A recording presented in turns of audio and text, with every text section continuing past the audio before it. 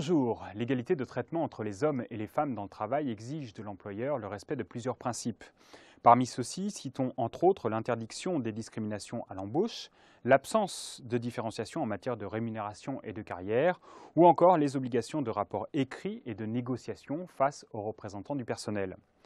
Récemment, des nouvelles obligations ont été publiées pour les entreprises. Avant d'en découvrir le détail avec Natacha Vignon, juriste en droit social appliqué au RH, je vous propose de découvrir la date clé de ce 5e numéro d'ADP Info RH.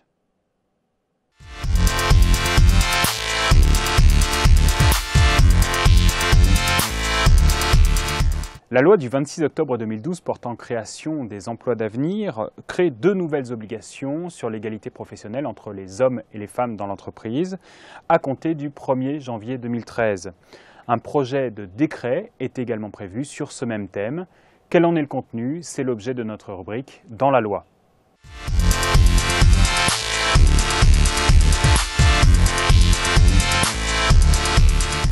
Natacha, bonjour. Bonjour. Les entreprises ont-elles obligation de négocier sur l'égalité homme-femme?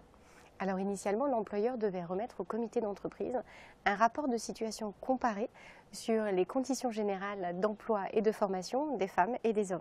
Dans la mesure où cette transmission d'informations était peu, voire pas du tout réalisée, la loi portant réforme des retraites de 2010 a mis en place une nouvelle obligation pour les entreprises.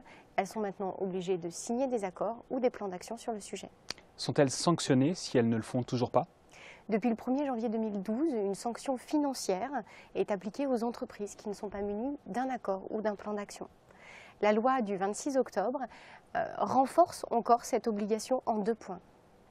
Alors justement, première obligation, objectif de négociation au détriment du plan d'action, c'est cela? Oui, effectivement, les entreprises de 300 salariés et plus qui ne sont pas arrivées à se mettre d'accord sont dans l'obligation désormais de signer un procès-verbal de désaccord et de le transmettre à l'administration, sous peine de quoi le plan d'action n'aura aucune légitimité.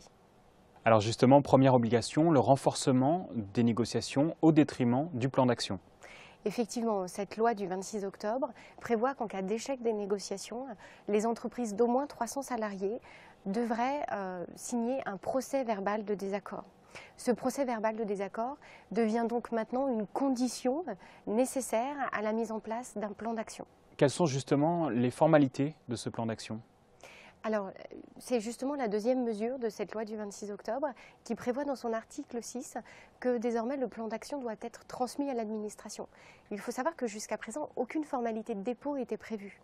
Quelles sont maintenant les mesures à prendre chez vous, dans votre entreprise? C'est l'objet de notre rubrique « Dans l'entreprise ».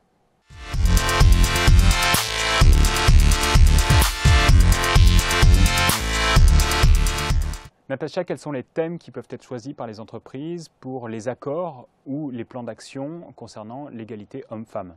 Alors, elles ont le choix parmi 8 thèmes. On retrouve dedans l'embauche, la formation, la promotion professionnelle, la qualification, la classification, la rémunération effective, l'articulation entre la vie personnelle et la vie professionnelle et les conditions de travail. Est-ce qu'elles peuvent choisir parmi ces thèmes? Alors, à l'heure actuelle de la réglementation, les entreprises de 50 à 300 salariés doivent choisir parmi ces thèmes 2 thèmes et les traiter. Les entreprises de plus de 300 salariés, elles, doivent en choisir 3. Qu'est-ce qui va changer maintenant? Alors, un projet de décret précise que la rémunération effective devra obligatoirement être traitée. Dans la mesure où c'est un thème obligatoirement traité, le nombre de thèmes pour l'entreprise devrait donc augmenter. On passerait de 2 à 3 pour les entreprises de 50 à 300 et de 3 à 4 pour les entreprises de plus de 300. Pour chacun de ces thèmes, sur quoi l'entreprise doit-elle s'engager? Alors, pour chacun de ces thèmes, l'entreprise doit s'engager à des objectifs de progression, des actions et des indicateurs chiffrés. Merci beaucoup Natacha. Nous allons maintenant répondre à la question d'un internaute.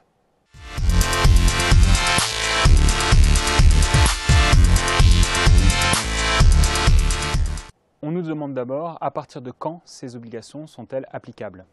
Alors pour les dates d'application, il faut distinguer le plan d'action, le dépôt du plan d'action, qui lui est d'ores et déjà applicable, puisque théoriquement on devrait déposer tous les plans d'action signés depuis le 1er janvier 2012, date d'application de la pénalité financière.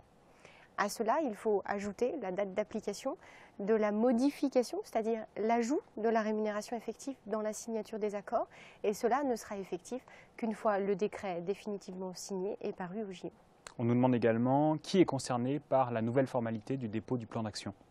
Eh bien, toutes les entreprises de 50 salariés plus sont concernées par cette formalité de dépôt, et cela même si les entreprises de 50 à 300 n'ont pas l'obligation de signer un procès-verbal préalable au dépôt du plan d'action. Merci beaucoup Natacha. Merci à vous.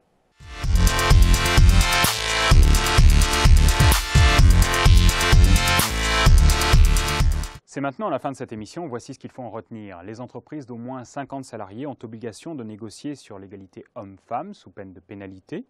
Cette obligation a été renforcée pour les entreprises d'au moins 300 salariés qui ne peuvent présenter un plan d'action que si un procès-verbal de désaccord a été établi. Enfin, qu'il y ait procès-verbal ou pas, le plan d'action doit être transmis à l'administration pour les entreprises de 50 salariés ou plus. Merci beaucoup de votre attention et à bientôt.